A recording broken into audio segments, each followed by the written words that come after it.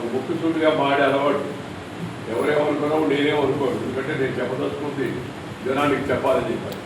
ప్రభుత్వం కూడా ఇలాంటి సంస్థలకు తగిన సహకారం అందించాల్సిన కర్తవ్యం కూడా ప్రభుత్వం ఉంటుంది.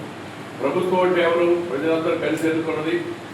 ప్రభుత్వం అంటే డబ్బు సొంతం ప్రభుత్వం కాదు, ప్రజలు పన్నులు కడితే ప్రభుత్వం డబ్బులు వస్తాయి.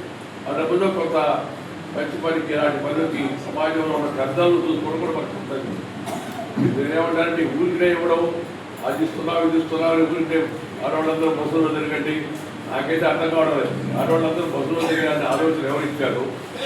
ఇంట్లో ఉండబడేదా, తిరగడమేనా, ఫ్రీగా ఇస్తున్నారండి? ఇలాంటి కార్యక్రమాలు ఎందుకు పెడతారు నాకైతే తెలవదు. నేను రాజకీయాలు లేదు, రాజకీయ నాయకుడు కాదు. అందుకని కొంత కష్టపడాలా, ప్రతి ఒక్కరు కూడా దాంట్లో భాగస్వామ్యంగా ఉండాలనేది మన ఉద్దేశం.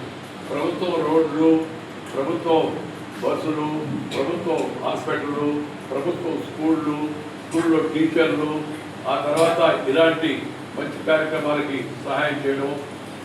ఇప్పుడు పెద్దలు ఉన్నారు, వాళ్ళ పిల్లలు ఎవరు చూసేవాళ్ళు అయినప్పుడు కూడా అసలు బాధ్యత ప్రభుత్వం పని కూడా ఉంది. ఆ ప్రభుత్వాలు అలాంటి వాటికి ముందుకు వస్తే చాలా బాగుంటుందని చెప్పి నేను భావిస్తున్నాను.